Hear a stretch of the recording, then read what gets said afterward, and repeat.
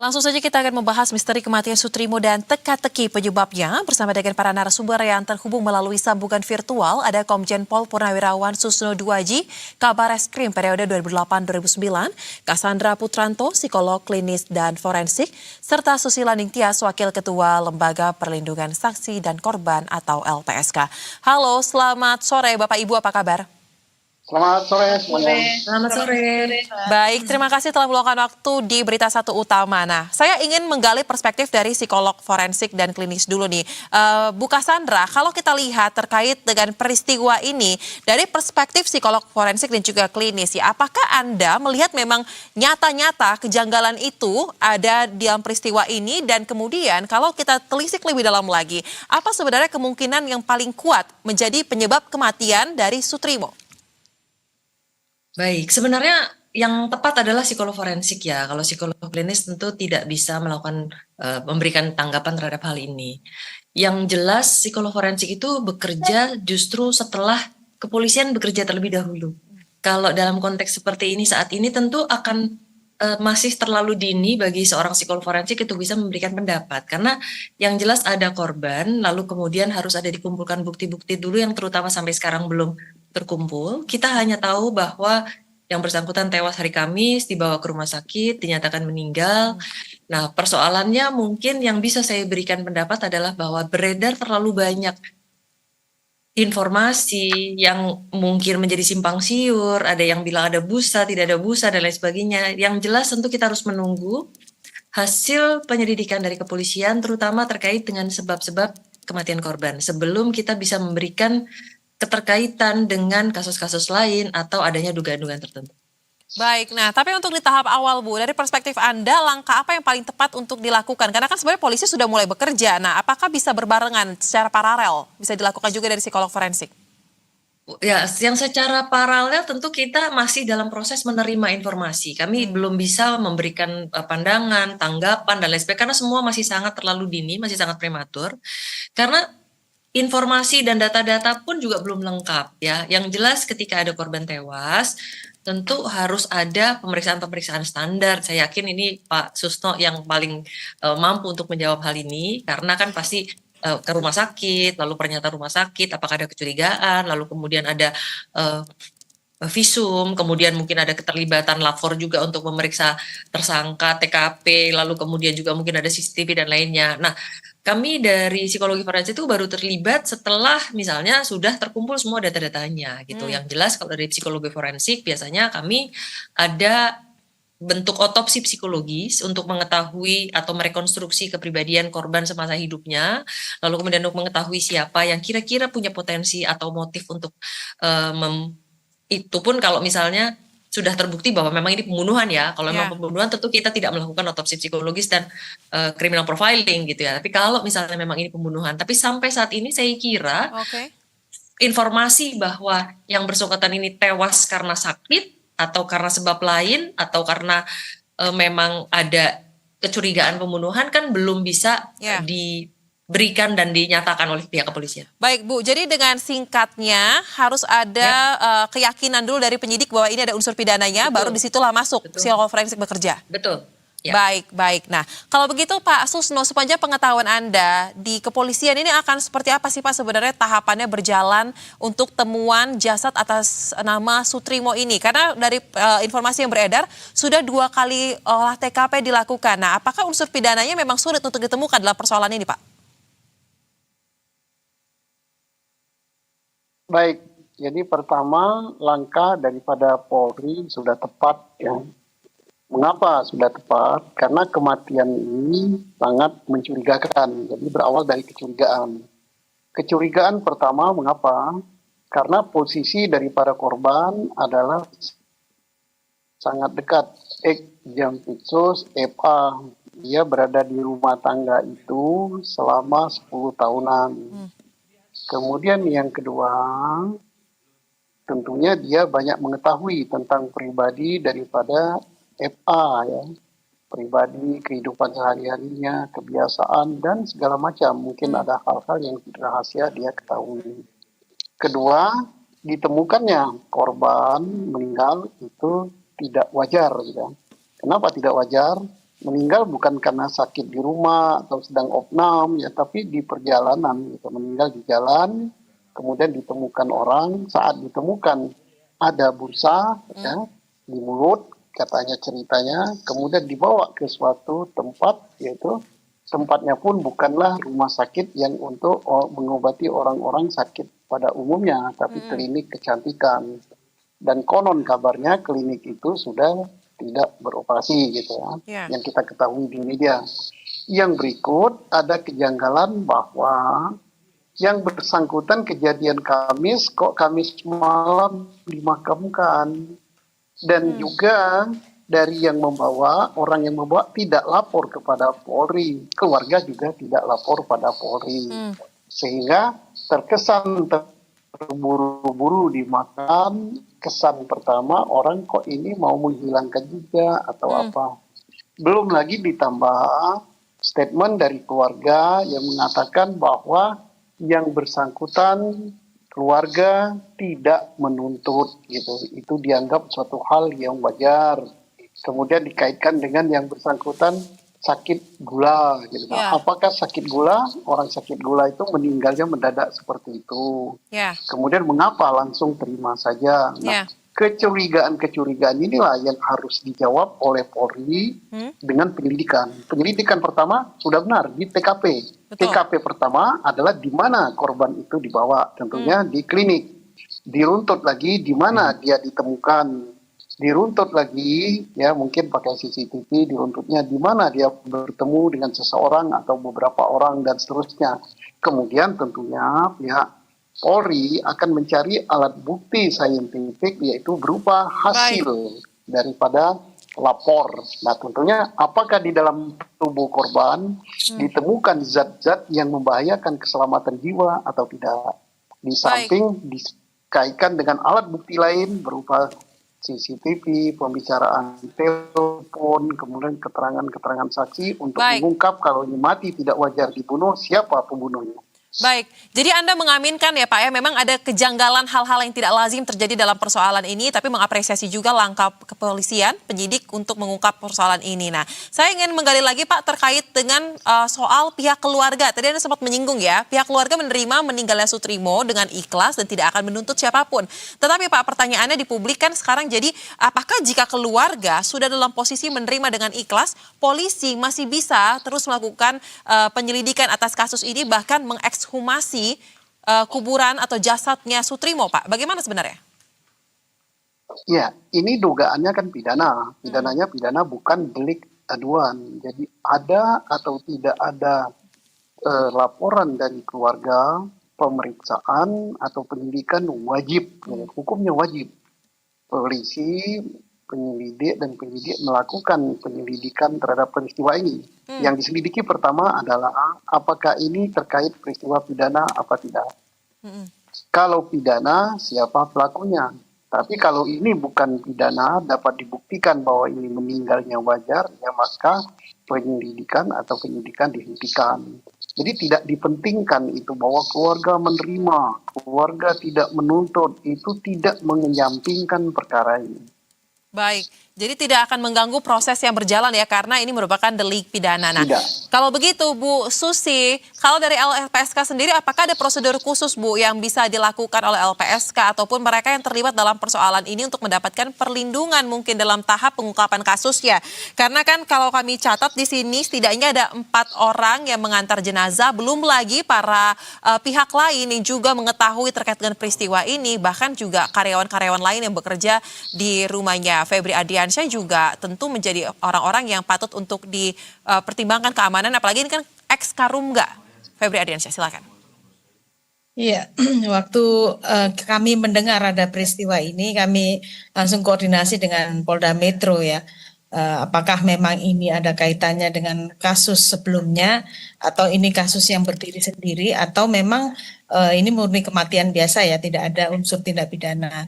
Nah, tapi kami memang dari awal sudah sampaikan kok kayaknya ini ya mencurigakan gitu ya, tiba-tiba dan ada yang menyampaikan ini ya keluar busa di mulutnya.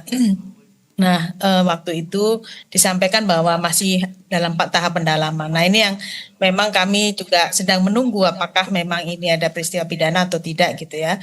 Nah, sehingga kalau ada peristiwa pidana pasti akan kita berikan perlindungan gitu ya untuk pihak-pihak yang memang membutuhkan. Nah, dengan keluarga sendiri sepertinya agak susah ya karena sudah menyampaikan bahwa sudah menerima gitu ya. Tapi ini kan kasus seperti yang disampaikan Pak Susno bahwa ini delik biasa gitu ya, bukan delik aduan yang harusnya tetap ditindaklanjuti kan. Dan ya emang alhamdulillahnya penyidik dalam hal ini sudah melakukan gerak cepat ya untuk melakukan olah TKP dan sebagainya. Nah, semoga memang bisa terbuka. Nah, kami melihat bahwa kalau seandainya ini memang ada kaitan dengan kasus yang kasus TPPU sebelumnya gitu ya, ini memang sepertinya ancaman kepada saksi-saksinya ternyata serius misalnya ya, kalau memang ini terbukti benar gitu ya. Jadi itulah kenapa memang saksi-saksi yang mengetahui informasi berkaitan dengan kasus yang sebelumnya atau kasus pembunuhan yang sekarang memang penting untuk diberikan perlindungan. Jadi kalaupun bagaimana mekanismenya untuk mengajukan ke LPSK, sebenarnya kita ini ya sudah proaktif melakukan komunikasi dengan pihak penyidik ya, pihak Polda Metro Jaya. Kalau ada saksi yang bisa kita berikan perlindungan, termasuk juga keluarga ya, ada keluarga mau membuka gitu ya. Karena mereka juga ada hak untuk selain mendapatkan perlindungan juga ada hak-hak lainnya ya, seperti hak mendapatkan restitusi kalau memang ada tindak pidana terkait dengan kasusnya Pak Sutrimo ini. Gitu Mbak. Jadi yang kedua juga keluarga atau saksi-saksi bisa mengajukan secara langsung pada LPSK. Baik, nah tadi Anda mengatakan pihak LPSK masih mencari tahu apakah kasus ini berdiri sendiri atau ada kaitannya dengan TPPU ya Bu ya tadi ya. Nah, mungkin bisa disampaikan koordinasi ini dilakukan dengan pihak mana saja untuk memastikan terkait dengan batasan kasus berdiri sendiri dan ada kaitannya. Dan indikator apa yang digunakan oleh LPSK untuk membuat konklusi, kesimpulan ini ada kaitannya satu sama lain? Ya, LPSK memang tidak bisa ini ya bekerja sendiri karena kalau ini ada kaitannya dengan kasus yang sebelumnya, maka memang LPSK membutuhkan koordinasi dengan aparat penegak hukum yang tangani. Jadi kami memang komunikasi dengan pihak penyidik ya Polda Metro Jaya dalam hal ini termasuk juga Kejagung karena kasus ini kan sekarang kasus sebelumnya maksud saya itu kan sekarang dilakukan penyidikan oleh Kejagung. Jadi otomatis yang mengetahui lebih detail adalah penyidik di Polda Metro atau di Kejagung gitu. Baik, jadi masih perlu dilakukan pemastian lagi ya terkait dengan persoalan ini. Nah, kalau begitu Bu Cassandra, karena saat ini proses masih terus berjalan Bu ya. Tapi kalau kita mau lihat Bu dari temuannya tersebut, apakah Anda melihat ada sebenarnya seperti pesan yang ingin diungkapkan dari temuan seseorang yang meninggal dengan kondisi yang tidak wajar? Apakah ada simbol-simbol simbolik kalau kita lihat dari perspektif forensik Bu? Itu mungkin saja kita bisa menemukan adanya pesan-pesan simbolik atau sesuatu yang bisa digunakan atau menjadi data di dalam pemeriksaan psikologi forensik atau mungkin masih dalam otopsi psikologis. Tapi sekali lagi seperti saya katakan, tentu akan menjadi sangat prematur apabila kita memberikan pendapat sekarang dan belum melakukan pemeriksaan. Yang jelas seperti saya sebut, yang pertama kita harus berpegang kepada fakta. Fakta yang pertama, yang bersangkutan itu memang penjaga klinik tersebut. Jadi dia memang penjaga klinik tersebut dan sudah dikonfirmasi oleh orang di sekitar, sudah 2 tahun bekerja di situ, seringkali mungkin ada bertemu dan kelihatan dan menyapu. Jadi klinik itu adalah klinik yang sudah tidak beroperasi cukup lama, jadi kosong, rumah kosong. Jadi dia menjaga rumah kosong. Nah kalau misalnya dia ditemukan di depan di situ, lalu dibawa lari ke klinik itu memang tidak beroperasi, ya kan? Jadi kita harus meluruskan informasi-informasi dulu, ya, bahwa sekarang saat yang paling penting adalah mengetahui penyebab kematian terlebih dahulu. Bahwa ada busa atau tidak ada busa. Kalau kita tahu orang yang meninggal mendadak itu yang jelas ketika dibawa ke rumah sakit menentukan penyebab kematian atau misal tidak bisa menyebutkan penyebab kematian saat itu juga. Karena kan harus ada otopsi. Tetapi pasti hanya bisa menentukan waktu kematian atau pada saat datang sudah dinyatakan meninggal. Jadi hanya berbentuk pernyataan. Nah, untuk bisa mengetahui penyebab kematian harus ada otopsi. Nah, sementara bahwa kita sendiri mengetahui ketika ada orang yang meninggal, kita punya batasan waktu kurang dari 1 hari harus segera dimakamkan.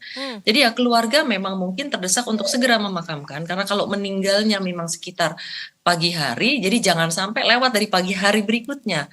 Nah persoalannya adalah ketika ada dugaan pembunuhan, nah itu harus dibuktikan dulu dan harus menunggu adanya otopsi secara medis ya, otopsi medis kedokteran forensik, lalu kemudian kalau memang betul ada dugaan pembunuhan, itu kan tentu harus ada ekshumasi tadi yang disebutkan. Nah, sementara apabila memang tidak, tentu akan terlalu banyak kita berandai-andai, walaupun sekali lagi polisi sudah berusaha dan tadi semua sudah bergerak. Saya yakin semua pekerjaannya juga sudah, walaupun masih menunggu visum, masih menunggu otopsi, tapi tetap saja langkah-langkah untuk mencari kemungkinan-kemungkinan itu sudah dilakukan, kayak mungkin nyari CCTV, kemudian mencari bekas-bekas di sekeliling, TKP-nya juga langsung diperiksa dan lain sebagainya. Tapi sekali lagi tentu harus dibuktikan dulu bahwa korban ini memang korban tewas karena pembunuhan, bukan karena sesuatu yang sifatnya wajar, apakah karena penyakit, dan kalau kita ketahui penyakit-penyakit tertentu memang bisa menimbulkan kematian mendadak. Bahwa satu hal yang memang mencurigakan karena ada keterkaitan dengan salah satu kasus besar, ya kan? Tapi kembali lagi tentu harus dibuktikan dulu bahwa memang penyebab kematian ini adalah adanya unsur-unsur yang patut diduga ada keterkaitan dengan pengambilan nyawa secara paksa. Baik, sebentar lagi kita akan segera menyimak terlebih dahulu kumandang azan maghrib, tapi saya ingin singkat saja mungkin Bu Cassandra untuk soal keterkaitan dengan kasus besar lain yang menyeret nama Febri Adriansyah. Menurut Anda seberapa penting penyidik harus memeriksa juga keterangan dari Febri Adriansyah dalam persoalan meninggalnya Sutrimo dengan cara yang tidak wajar? Ya tentu penting sekali, semua bisa saja dilakukan karena masalahnya adalah keterkaitan tersebut. Itu saja satu-satunya yang memang menimbulkan kecurigaan yang cukup besar. Dan permasalahannya masyarakat kita sangat ingin tahu dan tentu sebaiknya semakin cepat untuk diberikan pernyataan dan tentu saja semakin cepat bisa dilakukan ekshumasi dan membuktikan bahwa memang ada kematian wajar atau tidak wajar, tentu bisa segera menutup berbagai pembicaraan dan segala pembicaraan tentang kejanggalan-kejanggalan ini. Baik. Nah, oleh karena itu kita menjadi sangat penting ya mengawal kasus ini agar kepolisian bisa bekerja secara independen tanpa ada intervensi dari pihak manapun, mengingat keterkaitannya dengan kasus yang sangat besar ya, menyeret nama-nama orang-orang penting di dalamnya. Nah, kita akan lanjutkan pembahasan. Saya akan masuk juga terkait dengan apakah penyidik akan menemui batu sandungan dalam persoalan ini ketika mengungkap kasus yang juga tali temali dengan kasus besar lainnya. Tetapi kita jeda sejenak untuk menyimak terlebih dahulu kumandang azan maghrib yang satu ini.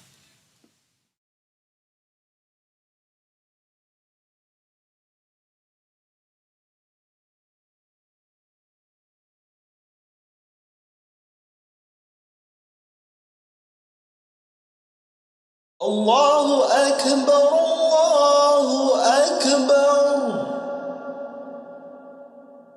الله أكبر الله أكبر أشهد أن لا إله إلا الله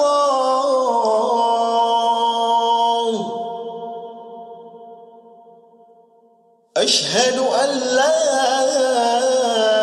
إله إلا الله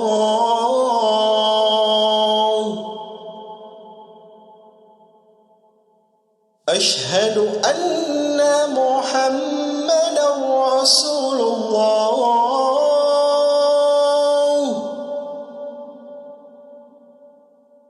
أشهد أن محمدا رسول الله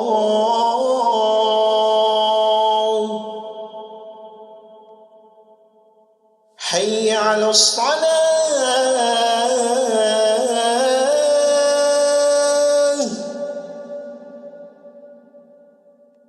حي على الصلاة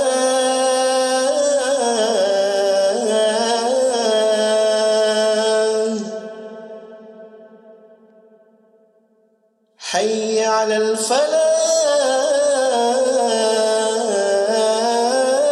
الفلاح حي على الفلاح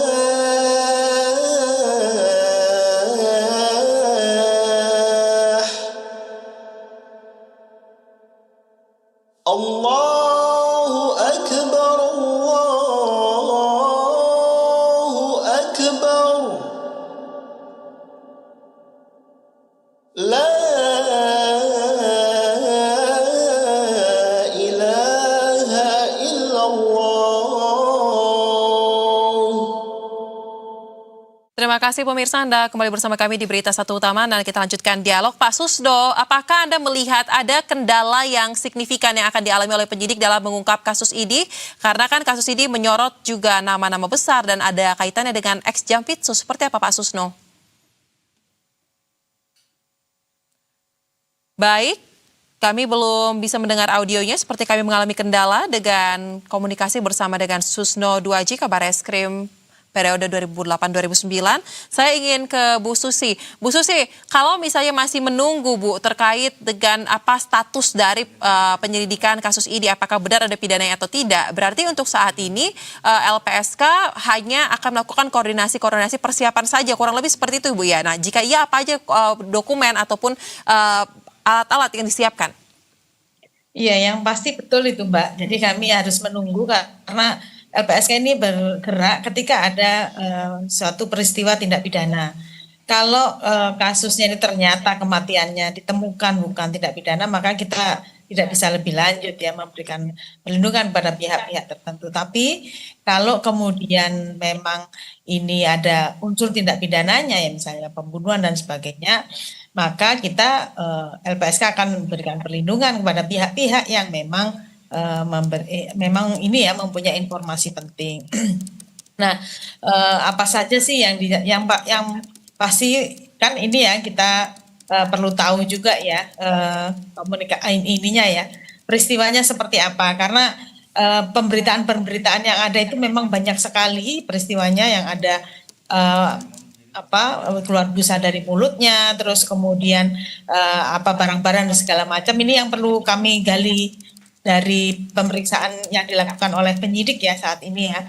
Nah, yang apakah memang ini ada kaitannya dengan pembunuhan, ada kaitannya kah dengan kasus sebelumnya. Nah, apakah memang yang bersangkutan ini sebagai saksi misalnya sudah diperiksa sebagai saksi misalnya itu juga kami perlukan Mbak informasi-informasi seperti itu karena kalau ini ya memang ada kaitannya dengan kasus sebelumnya ya memang perlu digali juga ya. Apa sih informasi penting yang disampaikan oleh Pak Sutrimo ini ya berkaitan dengan kasus sebelumnya itu gitu. Jadi kami masih melihat semua puzzle-nya ini informasi-informasi seperti yang disampaikan Mbak Cassandra karena memang informasinya masih simpang siur dan memang belum ada informasi yang detail ya dan clear dari pihak penyidik gitu ya bahwa ada konklusi bahwa ini adalah sebuah kematian yang wajar atau ini adalah sebuah tindak pidana pembunuhan atau dan sebagainya yang kita perlu menunggu itu Mbak. Baik, nah kalau begitu kita akan masuk lagi ke dalam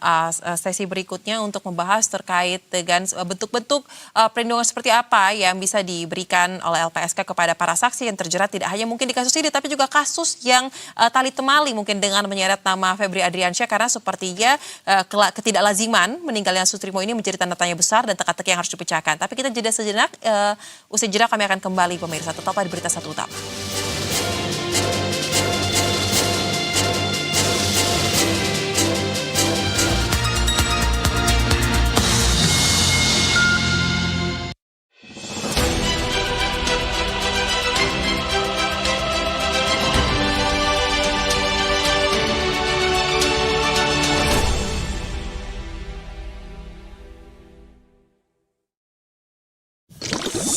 Di sini, kesegaran air murni Cleo terasa setiap hari. Cleo diproses menggunakan teknologi nanofilter, menghasilkan air murni yang ringan dan segar rasanya. Aman dari bromat dan baik untuk kesehatan. Air murni Cleo sudah BPA free, jadi lebih aman dan sehat untuk keluarga. Cleo, murni airnya, segar rasanya.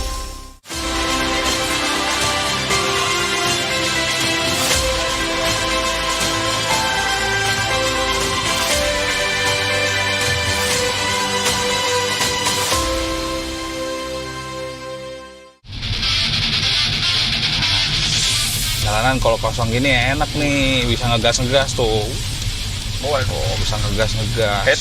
Bro, ini lu santai juga ini. Lu kan lagi pakai mobil listrik. Aman jangan bro. kenceng-kenceng. Aman bro, sans aman. Lu kan? Wow. Ini bahaya buat baterai, bahaya buat kita juga ini. Tapi baterai lu bisa kenapa-napa ini. Enggak bro, aman.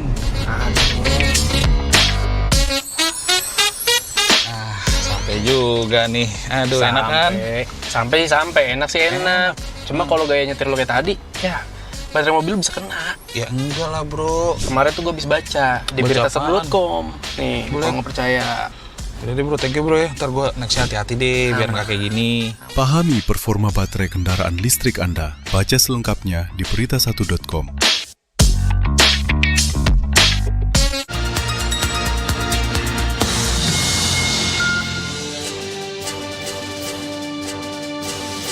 Terima kasih pemirsa, Anda kembali bersama kami di Berita Satu Utama. Nah, sekarang kita lanjutkan lagi pembahasan tentang mengungkap misteri kematian Sutrimo dan teka-teki dari penyebab kematian ya. Bu Cassandra, kalau kita coba kesampingkan mengenai sosok Sutrimo yang dengan latar belakangnya pernah bekerja puluhan tahun ya, kurang lebih 10 tahun di rumah ex-Jampitsus Febri Adriansyah. Hanya kita melihat kepada kasus kematian seorang pria dengan cara yang bisa dikatakan ya tidak lazim di sebuah klinik kecantikan, posisinya ya saat itu ditemukan di situ dan meninggal ketika sudah tiba di rumah sakit. Saya ingin bertanya, perspektif Anda dari psikolog forensik, Bu, apakah kasus ini cukup sulit untuk diungkap atau tidak sebenarnya? Menurut saya tidak, karena kan kembali lagi tadi ada tidak lazim. Tidak lazimnya dari mana? Kita sampai sekarang belum bisa menyebutkan ini lazim atau tidak lazim. Bahwa ada seseorang usia 43 tahun bekerja di Jakarta, mengesampingkan ada riwayat pernah bekerja di satu kasus yang sedang heboh di Indonesia Raya, tapi adalah sesuatu yang wajar seorang laki-laki usia 43 tahun bekerja di sebuah rumah kosong yang memang sebelumnya pernah beroperasi sebagai klinik, tapi udah lama. Dan itu rumahnya kosong. Lazim untuk dia bekerja di situ. Lalu kemudian di pagi hari ditemukan dalam kondisi tidak sadar dan sudah tewas gitu ya. Bahwa ada percakapan tentang busa, ada percakapan tidak wajar dan tidak lazim. Nah, kembali lagi saya sampai saat ini belum berani menyatakan bahwa itu lazim atau tidak lazim. Belum betul-betul ada informasi yang bisa kita terima tangan pertama, tidak dari katanya-katanya, tidak dari internet atau penyebaran berita yang begitu masif begitu ya. Yang jelas yang perlu kita ketahui dan kebetulan bisa saya konfirmasi dalam hal ini, yang pertama memang usianya, kemudian jenis kelaminnya tentu, pekerjaannya memang jaga rumah kosong, dan itu sebenarnya rumah kosong itulah yang dipakai sebagai klinik. Dan klinik itu sudah beroperasi lama sekali gitu ya. Jadi mohon izin bukan berarti dia dibawa ke sebuah klinik kecantikan, tetapi yang dijaga itu adalah rumah yang pernah jadi sebuah klinik. Nah, kalau di Jakarta mungkin punya rumah banyak, lalu kemudian ada orang yang menjaga juga sesuatu yang lazim kan. Jadi kembali lagi tentu kita harus fokus di situ untuk kita mencari tahu tentang penyebab kematian. Bahwa kenapa terburu-buru, kenapa dimakamkan segera. Karena kalau misalnya meninggalnya, dia kan baru ditemukan pagi ya sekitar jam mungkin 5:30, 5:55, 5:30 gitu tergeletak di situ gitu. Nah, berarti waktu kematian diperkirakan sekitar itu. Berarti Baik. 1 hari setelahnya tidak boleh tidak harus segera dimakamkan. Baik. Nah kalau begitu Bu Susi, saat ini Anda juga posisinya sama seperti psikolog forensik, masih menunggu kepastian dari penyidik apakah ini benar ada tindak pidana yang terjadi dalam persoalan kematian Sutrimo atau tidak. Tetapi Bu boleh disampaikan juga dalam bentuk perlindungan yang bisa diberikan oleh LPSK terhadap para saksi untuk kasus Sutrimo ini, seperti apa Bu sebenarnya bentuk perlindungan itu? Sebenarnya bentuk perlindungannya nanti sangat erat kaitannya dengan misalnya ada tingkat ancaman, terus juga ada kebutuhan-kebutuhan dari saksi atau keluarga korban ya, dalam hal ini keluarganya Pak Sumitro misalnya kalau ada tindak pidana, memang ada tindak pidananya ya. Nah ini kan saksi-saksi bisa kalau memang ada ancaman kita bisa berikan perlindungan secara fisik ya, baik kita sediakan rumah aman atau kita amankan, kita berikan pengawalan pengamanan gitu ya. Nah, juga ada juga yang kita berikan pendampingan ketika bersidang atau ketika memberikan keterangan. Nah, yang tak kalah pentingnya bagi keluarga korban gitu ya. Keluarga korban ini juga punya hak ya kan, dia juga kalau dimintai keterangan dan itu bisa mendapatkan ini ya bantuan psikologi, nanti mungkin bisa jadi kita minta bantuan Mbak Sandra nih. Nah, kalau memang demikian. Nah, terus yang kedua juga keluarga korban, kalau memang ini pembunuhan ya Mbak, ini mereka punya hak untuk mendapatkan ganti kerugian ya, dalam hal ini restitusi gitu ya. Kalau memang sudah ditemukan pelakunya siapa dan ini memang unsur tindak pidana pembunuhan atau penganiayaan yang menyebabkan kematian, misalnya seperti itu ya, yang ini yang masih perlu didalami, yang kami juga masih menunggu dari penyidik. Jadi semua program perlindungan nanti didasarkan kepada temuan-temuan lapangan yang kita dapatkan, termasuk kalau ada ancaman ya berkaitan dengan kasus ini sendiri, atau kalau memang ada kasus yang berkaitan dengan kasus sebelumnya misalnya, atau kasus lainnya, itu juga ancamannya perlu kami identifikasi terlebih dahulu untuk kemudian memberikan perlindungan kepada saksinya. Baik, tapi Bu Susi sejauh ini Bu, kasus ini kan kalau untuk Sutrimonya sendiri kan sudah kurang lebih kita belum bisa bilang terlalu lama ya terkait dengan temuan tersebut. Tetapi sampai di titik ini untuk kasus Sutrimo dan juga Tali Temala dengan kasus yang berkaitan diduga kuat ada keterlibatan Febri Adriansyah di dalam kasus tersebut. Apakah LPSK sudah pernah menerima laporan dari pihak yang mengatakan kami mendapatkan ancaman dan itu tengah dikerjakan oleh LPSK saat ini? Sampai sejauh ini kalau dari keluarga Pak Sutrimo atau Pak Sutrimo sendiri itu belum ada laporan ya atau pengajuan permohonan berkaitan dengan ada ancaman tersebut. Gitu. Baik, tapi kalau untuk karyawan-karyawan yang pernah kerja mungkin di rumah Febri Adriansyah yang lain Bu, apakah pernah juga ada yang mengakses komunikasi dengan LPSK? Belum ada sampai detik ini, dan ya kita memang ada saksi yang mungkin penting untuk diberikan perlindungan. Nah, LPSK siap untuk memberikan perlindungan. Baik, nah Bu Cassandra, untuk dapat mengungkap kematian yang terjadi atas Sutrimo dengan kondisi mulut dan hidung berbusa, apalagi juga mempunyai riwayat sakit diabetes yang cukup parah ya kalau bahasa pengakuan keluarga. Nah, menurut Anda perlukah ekshumasi dilakukan sesegera mungkin Bu dalam waktu ini?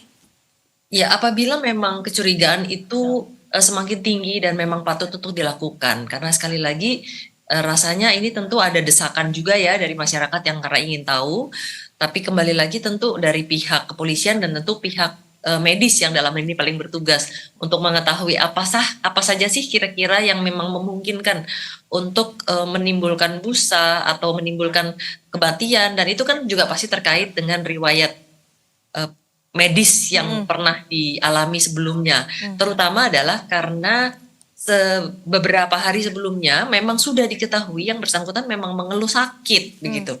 Jadi sakitnya itu terkait atau tidak, apakah ada kaitannya dengan busa atau kematian mendadak itu kan biasanya kalau nggak jantung, paru-paru atau itu, tapi kan tentu saja harus ahli dalam hal ini yang menyampaikan dan memberikan kecurigaan ini bisa diteruskan kepada ekshumasi atau tidak.